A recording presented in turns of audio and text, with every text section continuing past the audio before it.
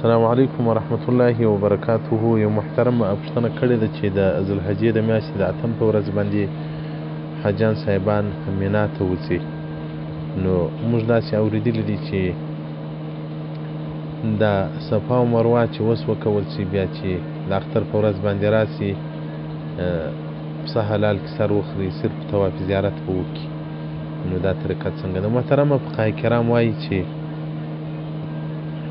که د ازدحام په وجه باندې، د رش په وجه باندې مخکې صفا او مروه سړی وکړي، بیا د اختر په ورځ صرف طواف زیارت وکړي، بیا دې کې هېڅ مشکل نشته.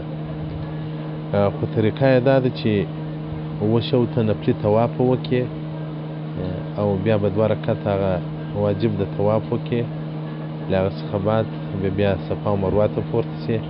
نیت کوم دا وکړي چې نیت کوم د صفا او د مروه د اوه شوته الله دې راته اسانه کړي، دې راڅخه قبول کړي دپاره د طواف زیارت.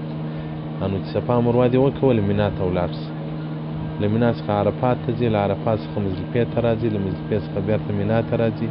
په مینا کې چې شیطانه وویشتل سو، بیا ځي حجي قرباني کوي، ځان حلالوي، له هغه څخه بعد بیا راځي هغه طواف زیارت کوي.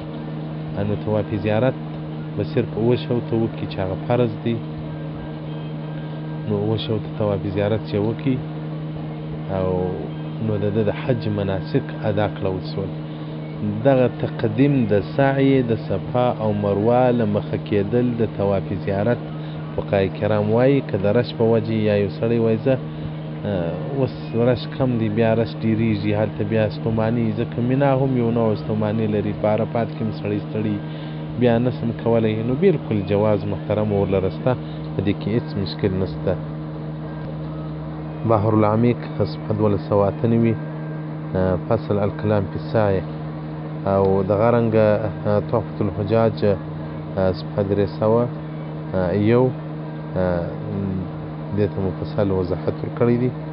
نو محترمه کولی شي چې هغه صفا او مروه مخکې تر طواف زیارت وکړي، او دغه رنګه فتاوی هندیه جلد اول صفحه 216 کتاب المناسک الباب الخامس فی اداء الحج. والسلام علیکم ورحمة الله وبرکاته ومغفرته.